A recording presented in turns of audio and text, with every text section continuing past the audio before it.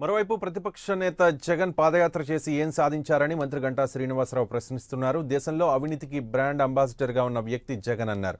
అసెంబ్లీకి వచ్చి ప్రజా సమస్యలు ప్రస్తావించని నేత పాదయాత్ర ఎందుకు చేస్తున్నారంటూ గంటా ప్రశ్నించారు. జగన్ ప్రజా సంకల్ప యాత్ర పేరుతో ఫ్యాక్షనిస్ట్ ధోరణి బయటపడిందన్నారు. విశాఖలో గంటా శ్రీనివాసరావు మీడియాతో మాట్లాడారు. దేశంలోనే భారీగా ఆస్తులున్న ప్రజాప్రతినిధుల్లో జగన్ 5వ స్థానంలో ఉన్నారన్నారు గంటా. అవినీతికి పర్యాయపదంగా జగన్ పేరు గూగుల్లో సెర్చ్ చేసినా కనిపిస్తుందన్నారు.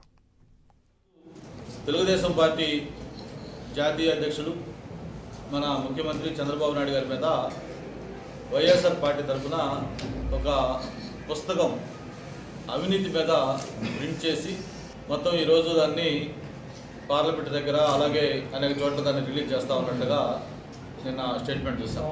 ఇంత అవినీతి పెట్టుకొని ఇంత అక్రమాలు చేసుకుంటూ ఒక రాజ్యాంగేతర శక్తిగా ఒక క్విడ్ ప్రో అనే ప్రధాన్య ప్రపంచానికి పరిచయం వ్యక్తిగా మీరు చరిత్రకి ఎక్కిన మీరు ఈరోజు చంద్రబాబు నాయుడు గారి గురించి లేకపోతే ఆయన అడ్మినిస్ట్రేషన్ గురించి మీరు పుస్తకాలు రాసి ప్రజలకు అందిస్తున్నారంటే ప్రజలు నవ్వుకుంటా ఉన్నారు. ఈరోజు అవినీతికి ఒక అంబాసిడర్, ఒక కేర్ ఆఫ్ అడ్రస్ ఏదైనా ఉంది అని మనం ఈరోజు ఏదైనా ఒక పదం కోసం లేదా ఒక డెఫినేషన్ కోసం ఒక అర్థం కోసం మనం గూగుల్లో సెర్చ్ చేస్తాం.